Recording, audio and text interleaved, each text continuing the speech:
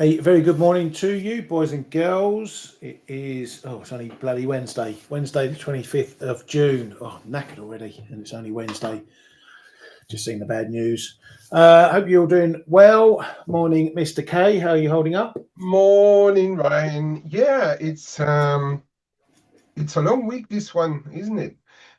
Feels like we're having 2 days inside one every time, and now with the markets quieting down, perhaps it's even going to seem longer before we reach the end of this one. Yeah, absolutely. Looking forward to it. And I've got an absolute ton of central bank comments to get through, which, well, on one hand, that's lucky. I was have nothing else to talk about. Right, let's kick off with the Bank of Japan. We had their June summary of opinions out from the last meeting in June. Nothing that we didn't already know. Same old guff that we'd already heard. Not ready to hike, uncertainty, trade, blah blah blah blah blah. Things moving in the right direction. Not yet, not there yet. All that sort of guff. But we did have one of the big hawks out afterwards, speaking alone. BOJ's Tamura, saying inflation is tracking stronger than expected and wage momentum is rising. Inflation is on track or somewhat stronger than expected. There's a good chance Japan could reach a sustainable 2% inflation target earlier due to upward price risks. And he advocates raising rates in a timely and appropriate manner, avoiding premature or delayed action. All sounding very hawkish thus far. Saying need to normalise JGB holdings as fast as we can too. But then says unlikely to hike while trade talks are underway. So 2 steps forward, 1 step back with that one. Anything you picked out from the summary of opinions, okay? Uh, Not really. Not really. Um, just leaving the door open, I guess, and see how it goes. But there was nothing really new in there, right? No, absolutely not. Nothing we already didn't know. Right, coming over to a bit of data. We had Aussie CPI out overnight. Their weighted mean thingy for May coming in at 2.1%, so a little bit softer than expected. Also, one of their other trimmed means coming in at 2.4% versus 2.8% previously. So softer inflation for May over there in Down Underland. We had also BOE's Green coming out and speaking, saying that underlying activity is weak. The labour market has loosened further and disinflationary process continues. Wasn't one of the voters, though, for a cut at the BOE meeting last week, but sounding dovish there at the start. So she's worried about both demand and supply side of the economy.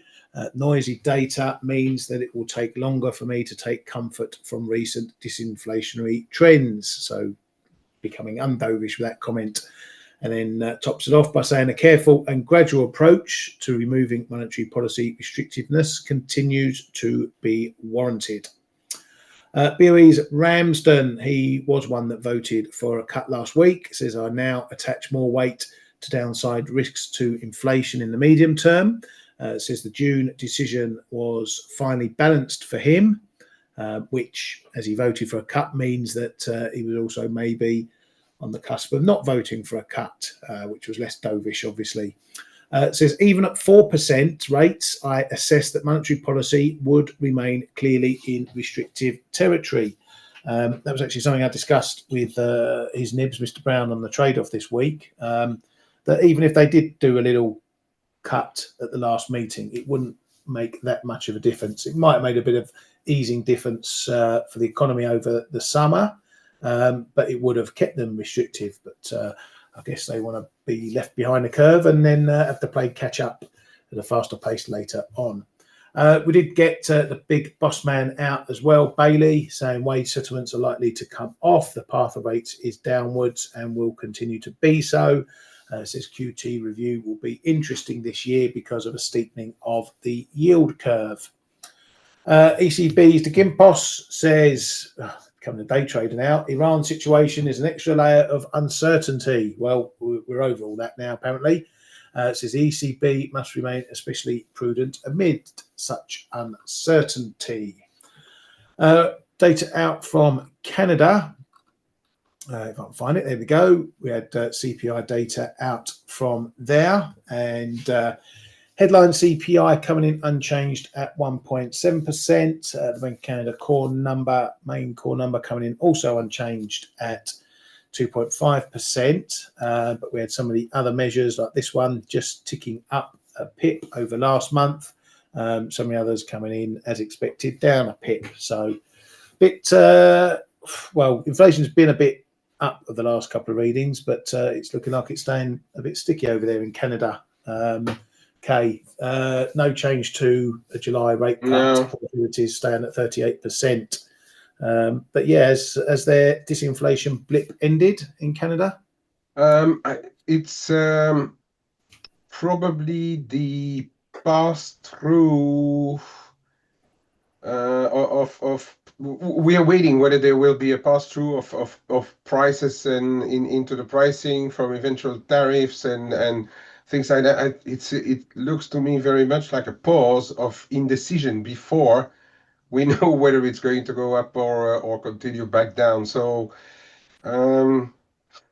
sticky, yes, but I'd just say pause. I don't think we can make any decision of numbers that we are seeing now until we will exactly know who is going to be paying what and how much all this thing will cost. In the meantime, they're also beefing up their own potentials and stuff. It's going to be, especially when you're so close, and maybe Canada and Mexico is a different ball game, but especially Canada with the US, I think we are in a period here of uncertainty, whether we have to know, whether we don't know what's going to be the next phase, and that phase may actually still continue months. So we may see a bit of those flat readings or really not far from expectations or from the prior ones. Yeah, I mean, just continuing for a while. That's how I look at it, at least right now. Yeah, absolutely. Wait and see mode, just like all the central banks. We had the US Philly Fed Services Index out that came in at -25 versus -41.9 previously, so less crap than it was before. Then we had some house price data from Case-Shiller and from the FHFA number. Prices coming down, both on the month and price gains easing on the year as well. The FHFA number coming in at 3% year on year versus 3.9% prior. The 20-city Case-Shiller coming in at 3.4% versus 4.1%. The national HPI coming in at 2.72% from a prior 3.37%. So easing of house price rises is becoming a bit of a trend now, and those monthly numbers coming in negative more and more. Doesn't mean things are heading for a cliff, but it just shows that people are maybe getting a bit stretched, and if they haven't got the money to pay up for housing, you're going to see prices coming down as supply increases, which the housing market can be a very good weather vane for whether there are issues in the economy, because obviously it is a high price sector, if you like. So if people haven't got the money for all that, then it starts to maybe send wobbles into other things. That might have been confirmed a little bit by the consumer confidence data that we got out as well, which came in softer. Was expected to go up to 99.4, but actually went down to 93, and the underlying metrics also looking a bit softer as well. Current conditions dropping to 129.1 from a prior 135.50. Expectations came in at 69 versus a prior 73.6. Inflation expectations also dropping to 6% from 6.4%. So we had seen a little bit of positivity in this data over the last couple of months after it went a bit wonky, or 1 month anyway. Now it's gone back to going soft again. So still looks like the consumer is not yet a fully happy bunny, but we're not too far off some of these high levels. So we're not falling off a cliff anywhere just yet, but the trend is what you need to watch. Did you pick up anything from that data, mate? I'm going to say the same thing as with the Canadian CPI. The consumer is also on pause. Yeah, everyone's on pause. Yeah, but I mean, is it not really that, Ryan? I mean, everybody's now waiting for what's going to happen next, right? But you know, we've also always been saying the same thing. The consumer is extremely important for the Fed. So get another weak number on top of this one, the next one, and then things may all of a sudden snowball a little bit for expectations for maybe not an immediate cut, but at least turning even more dovish, you know.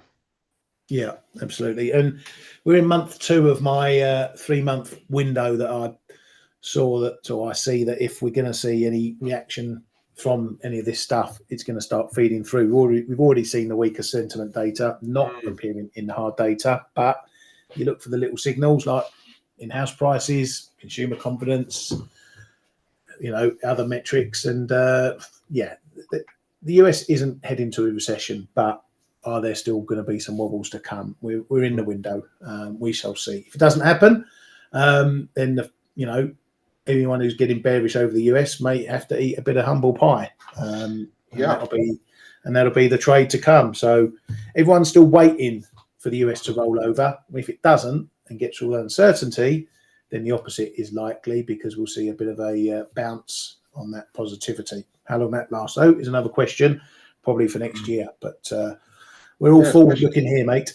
Especially that we saw those housing starts, on the other hand, being a pretty solid number on Monday. So yeah, it's not yet a done thing that the US is falling off a cliff. But again, we do need to wait to see what's really going to happen. Especially also on we're talking about that so often on the shows and and in our chat room.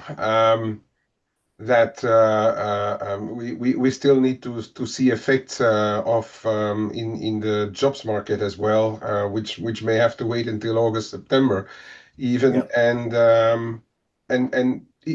The second half of the year is going to be extremely important for, I think, the global US picture. And as you say, it's holding up, then we are going to have, or some people, me included, perhaps, we will have to revise our opinion on the dollar, maybe. Yeah, absolutely. And we're getting there. This August-September period where we like to see those government jobs coming in. I mean, I think it might set up for one hell of an NFP trade. If we get a real, you know, negative NFP down 200,000 or something, but all of that is in the government payrolls, you're going to see the market initially dump dollars and then probably reverse it once everyone goes, oh yeah, we were waiting for that, and it won't be a surprise. So I think yeah, it could be fun, those NFPs August, September, but plenty to go under the bridge before we get there. Morning, Mark. Have I declared victory on my bet with Mr Brown on the SPOOs? No, not yet. He clarified that I said the all-time highs. It needs to make a new all-time high. I thought it was 6,100, but that geezer likes to bend and break rules as he sees fit. But no, the bet is still ongoing. Hoping it get resolved sooner rather than later. Fed's Bostic says that there's no need to cut rates now, but sees a single 25 pip cut late this year. Fed's Hamac says rate policy could be on hold for quite some time as the Fed seeks further clarity. Doesn't see any imminent case to cut interest rates. Would rather be slow and right than fast and wrong with monetary policy. Fed's Williams, monetary policy is very well positioned. Collins, the current state of monetary policy is necessary. Cash and Carry says the Fed is in wait and see mode to get more clarity on the tariff effect on inflation. It's possible the Fed could cut rates when inflation is still high if the labour market deteriorates sharply, but that's not a scenario he sees happening anyway. Fed's bar policy well positioned to wait and see. Fed Schmidt, wait and see approach appropriate. Policy should reflect economic conditions. So just before I go on to Powell's waffling, Kay, it seems all the non-Trump fans are come out to speak against Waller and Bowman so far.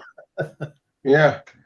The games have started. Have started at the Fed and the FOMC. It's that's what we can expect. I think we are not done yet. There may be some more divergence upcoming, especially if those two come back and affirm what they have been saying. I'm not sure whether when the next time is that Waller or Bowman are speaking.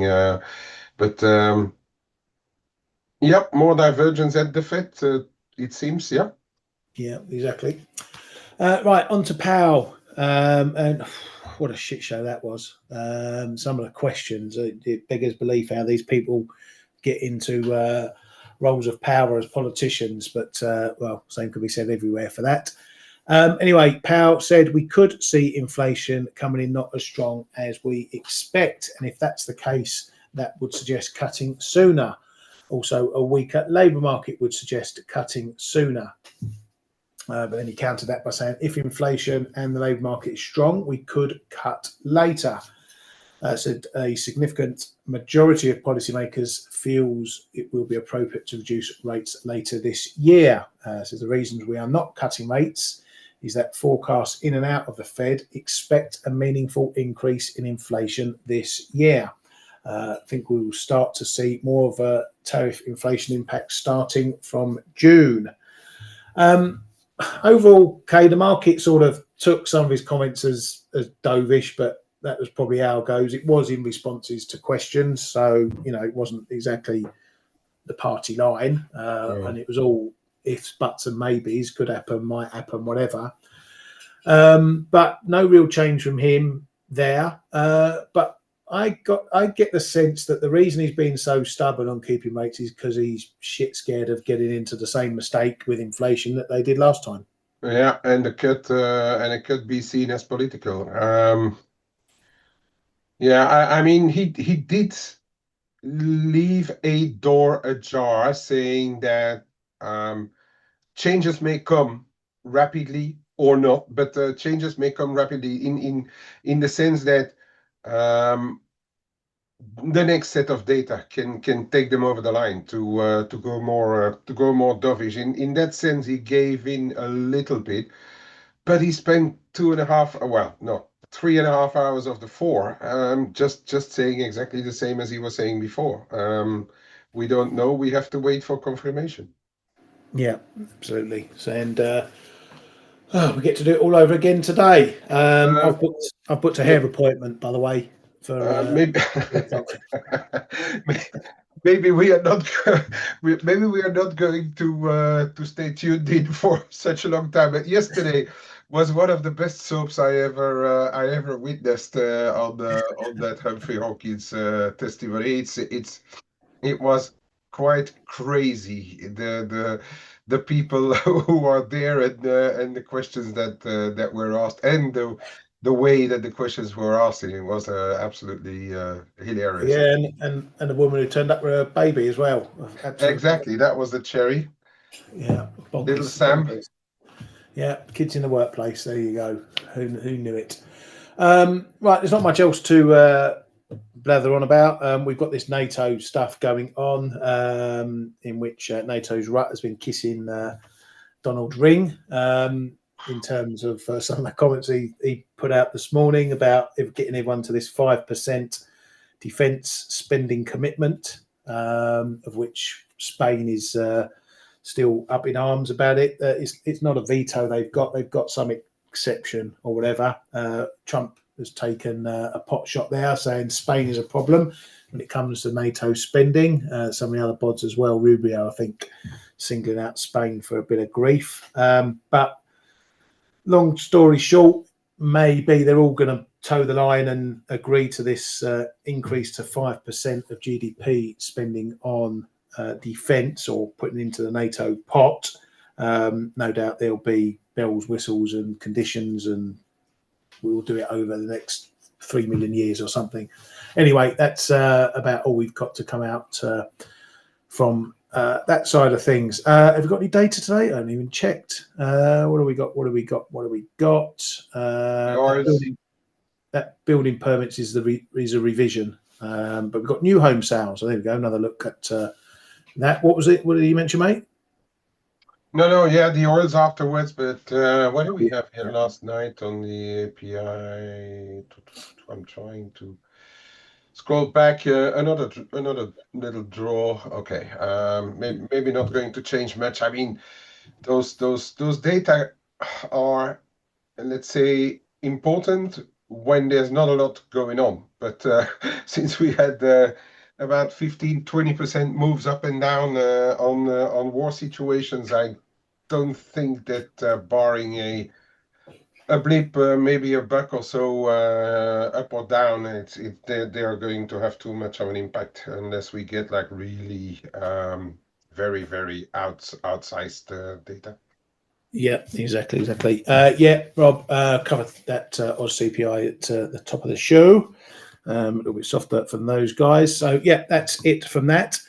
Right, let's get stuck into what's going on in markets, and not having a good week on the old scalping front. I was long 145s yesterday down into the zone and got stopped out on the other side, and here we are sailing up towards 146 again. And well, I don't know what's going on with this yen. It's up, it's down, it's up, it's down. I think we still, as I mentioned, the reason why I took along at 145 is that I thought we would keep going in this momentum that we saw prior to all the Iran-Israel stuff. That might be the case now, but I think we might just be in a bit of waffle mode right now, not knowing whether we want to go up or down or wherever. So still a bit of volatility in this one. So expect some good two-way action. Get a headline. We'll be back down again. You got any read on this one, mate? Yeah, I updated this morning. There's a bit going on my side in those low 144s. Longer and more medium term, but risk is still keeping it from falling further. That move up in the 148s ran into an interesting zone. So I guess taking into account volatility, we should range in the dollar yen, in my opinion, just because there's not too much reason for it to fall out of bed.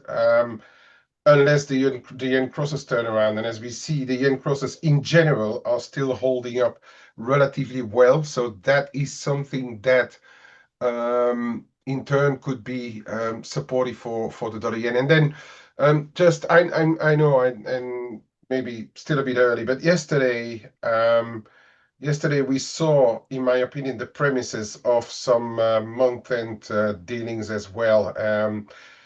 People will have noted, and we're going to show it in a minute, what's happening in the Swiss franc. And it's like at around that time, or a little bit afterwards, the dollar yen also had its acceleration to the downside. So are we starting to see those flows? Because I really don't want to draw all the attention to it, but we do have month, quarterly, and half year end, right, this month. So we may see the start of all this hedging against what they need to do, or hedging or balancing their FX neutral books a little earlier. We know that a lot of people start early these days, and to prevent from causing too big waves on the last day of the month, and maybe just that, But in general, I think the yen pairs are still pretty well supported. So the dollar move, yes, but I think we are going to see a bit of support just because of those crosses.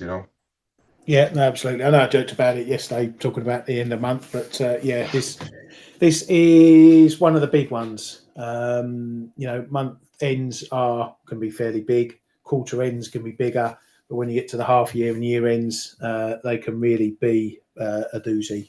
We can really see a lot of action going on. So keep an eye on the clock around the hourly mark. If you get any funky moves suddenly out of nowhere, then you know it's likely fix action, and no doubt that will step up. And what's it looking like? I mean, it's Well, not as if it hasn't been a volatile first half of the year for everyone to deal with. it's been very volatile, Ryan, and I've been looking from afar. Not really into details just as yet, but I have seen discrepancies between what's happening on the monthly and then what's happened on quarterly and half year. So it could really get a bit funky, this one.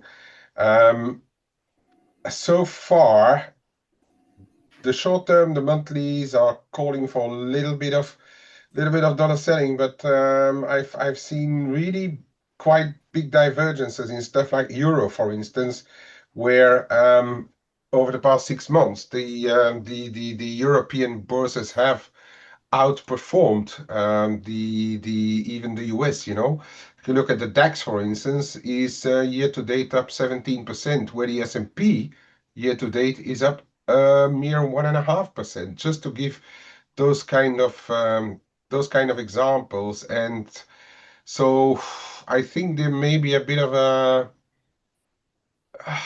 a surprise or a big mess coming up for the half year end. And yeah, it may be a difficult one to really call. But I'm going to say, if I look at crosses and stuff like that, I may suspect the euro may be a little on the weak side versus some crosses, but on the tip of my toes.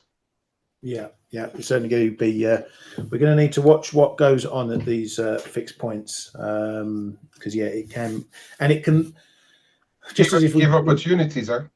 give us opportunities, but it can Yeah. also just muddy the waters even more, because you start Yes. seeing the euro getting sold for 3 days on the trot, and everyone goes, "Oh, that's the end of the rally. It's all done. We need to be short and chase it lower."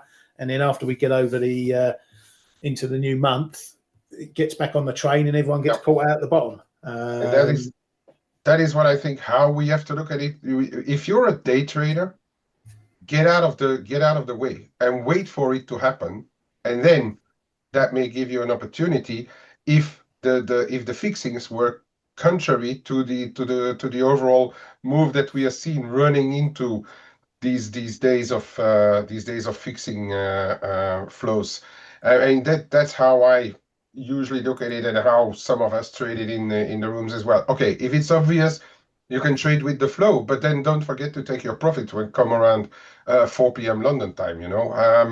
That's you do either or, but the safest way to look at it is, if you're in a longer term position and or a more medium term position, and the fixing goes massively your way, it's perhaps time to also take partial profits on your more medium term position, because we could have a pretty big snapback once the fixings are over. If it goes against what's been happening, it could be that long termers are just sitting on their hands and waiting for everything to be over, and then massively go the other way around again. So I mean, it gives opportunities, but in the meantime, be very careful, because your tech levels will mean very little. People who need to rebalance their books, FX neutrals funds, sovereign wealth managers, asset managers, they don't give a damn about where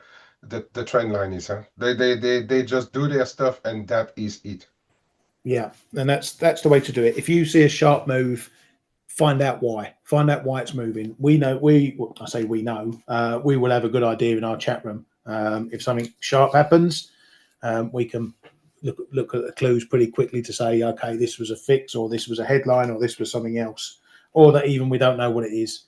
And if you see those types of moves, either take profit from it if you're the right side, as Kay says, or if you're the wrong side, don't get the hump, see what happens. You can always get back in. But another benefit of being in our chat room, we can usually find out why a move is happening pretty quickly, and from that you can make your trading decision.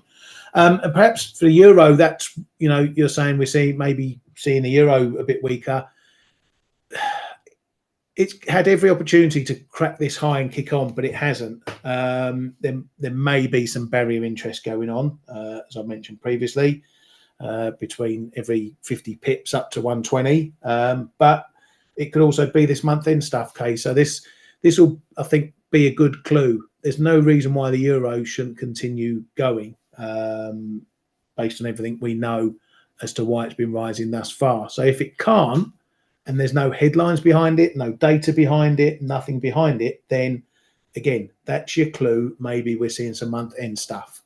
So if you weren't on the long side and want to be, and you're waiting for a dip, you might get that, as long as you try and understand it. What are you making of the euro this far, mate? Could we be setting up a bit of range trade, a bit of consolidation, maybe, or is it all in the air? I think the Israel-Iran thing has kind of be potentially probably digested, because we have seen those moves. I would say, the really shorter market may now be waiting a little bit.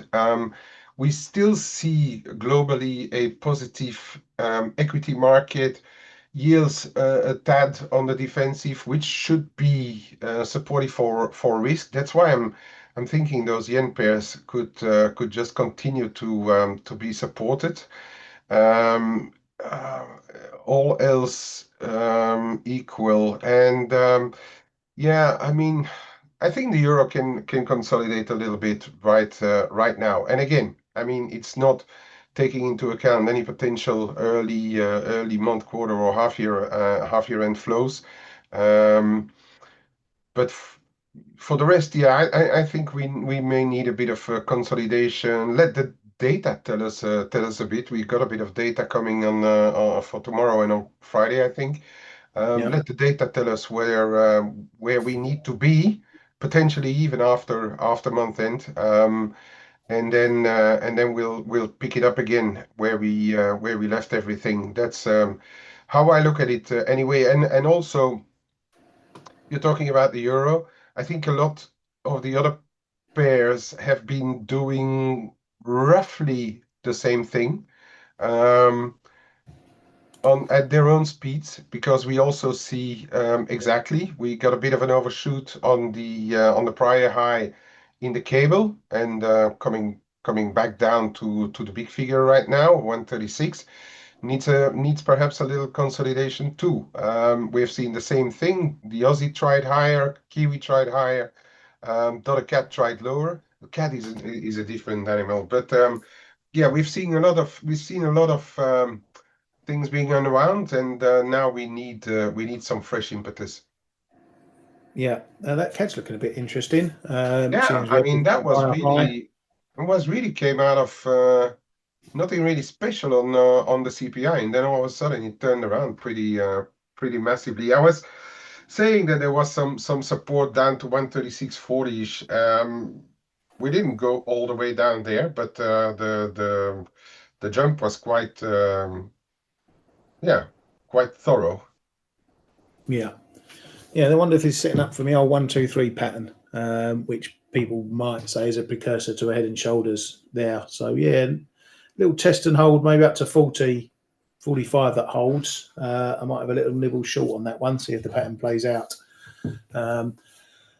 Mark, if your account doesn't net out, do you ever use sell and buy stops instead of stop losses? The problem is, Mark, that you're going to create fresh positions if you're not netting out.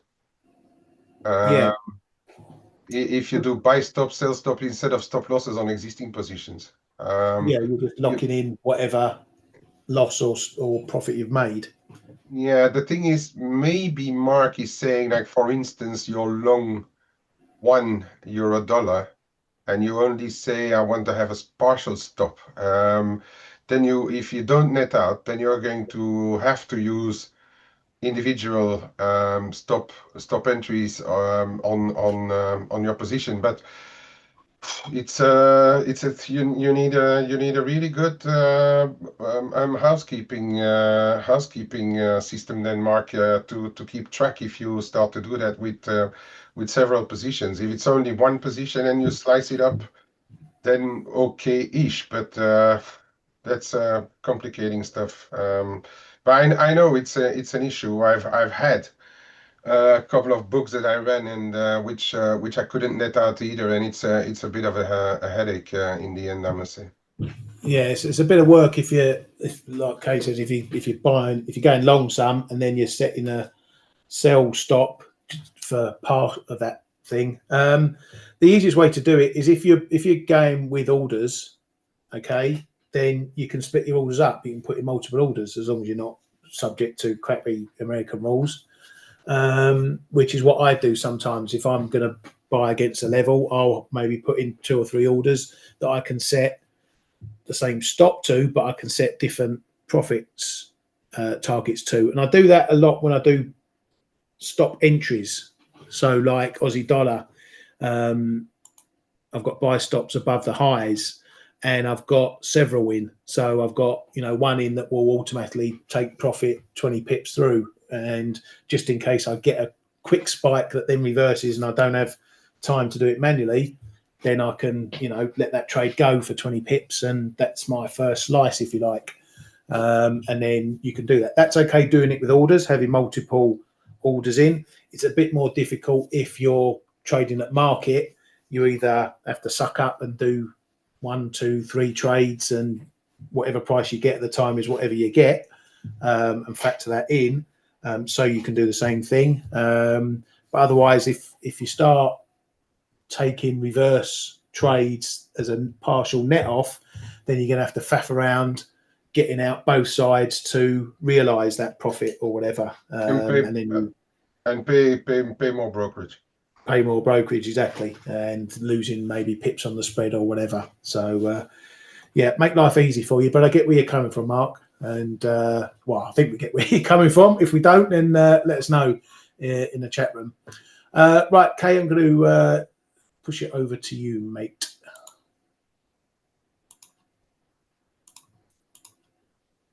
And just going on what Ali's saying there, we are simultaneously reviewing charts. You find that we've pretty much got the same sort of line, same sort of view. Yeah, Kay uses some other stuff, uses a lot of trend lines and whatever compared to me, but you find that a lot of us all come around to the same sort of lines or areas a lot, which shows we're all watching the same pictures, really.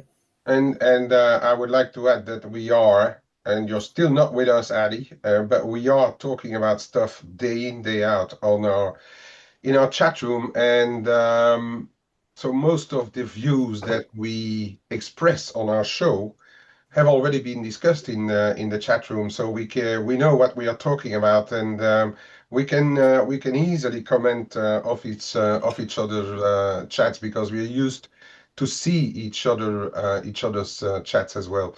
And I just want to reply to you, Ali, on your dollar yen. You're long at 145 and a bit with a stop. Where are you? Where's your stop? You say? Where is it? 44.92. 44.92. I don't really have anything specific. Maybe you're looking on the shorter term. I just wanted to show this confluence of little bits, the demand or no lines that I had done in that 144. And I think we are in this big range. We went very close to my resistance box the other day and shied away. So that tells me that we are still in a big range. But I want to show, and I know that Derej is always very happy when I show gold if he's around. Look where we stopped. We stopped on the second defense line. I told you yesterday about this 32.90, that there was more consolidation potentially to come. That's what happened, and we bounced off it. So this is your interesting level of the day, okay? To stretch it to 90, 32.90. This is where you have to to watch what's happening on gold today. Over time, this trend line is obviously going up, and I will take it out because I don't like it when trend lines come to market too quickly. Then I'm moved back onto the actual support level, which has been previously tested and traded. But again, it's been interesting that 32.90, okay? And top side 33.40. I think that we are a bit like the rest, and we've spoken about it, a bit like the rest. We are in digestion mode, or the digestion is coming to an end. So now we wait for something new to happen. 33.40, but I would still argue that 33.70, 75 is going to be a bigger resistance area here in gold. So 33.40 may be your little hinge of the day if gold decides to rally further.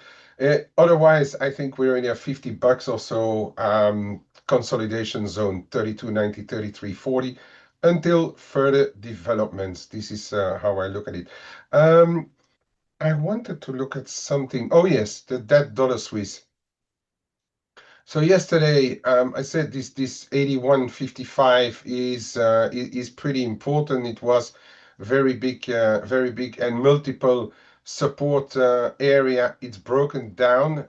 We need to redraw things a little bit because this is looking still very heavy. This dollar Swiss, and that was despite better risk overall. So that means, and then we saw this acceleration. Euro Swiss all of a sudden started to trade much lower, and I reckon that may be remains to be confirmed, obviously, during the European afternoons, but that may mean that we see the start of some month and half year and stuff in the Swiss. If we look around the spectrum, I would rather say Swiss has a bigger chance to be bought than sold over month and again, but needs to be confirmed. Now, if we get back above 80.90, that may in turn confirm that this low that we saw here in April, that we revisited yesterday, has become a very tradable low. So the jury is out here, but 80.90 first indication, but really we need to start to move crack back above those prior levels to say this is reversing, which I think may be the possibility once month end is over. Um, in the meantime, if things gets worse or we need to buy more or there is more Swiss franc to be bought, we can only trade shorter term on extensions because the last time we went at these levels, if we start to break those levels, is really um, after the GFC and into the European crisis. So we don't have much to hang on to in terms of target levels on the dollar Swiss. Perhaps 79.70 and then 79.20 or so. Your next levels on the downside, but be very careful because what happened yesterday in the Swissy was really counterintuitive because it was despite all else trading quite risk positive. Okay, we have seen the sterling, which is a risk currency, doing pretty well. We had seen those Aussie and the Kiwi doing pretty well, and yet the Swiss franc strengthened, which is really not what we are used to see when the risk is trading positively. Euro Swiss as well. It's starting to look dangerous. We had yet another attempt on this 94 and a quarter, 94.30, and dropped away pretty significantly. We went down to very close to the triangle support. If that breaks, we're probably going to change big figures again, but all of it can be really month end, half year end. Okay, so keep a very close eye on what's happening in the next few sessions, because that may be, as we were just talking about, may be a brilliant opportunity.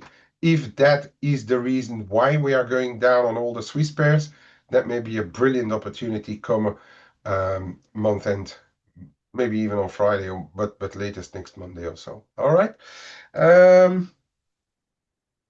146 big level on the dollar yen. It's been traversed so often of late that I don't see it as a big level. I don't see it, Ali, as a big level on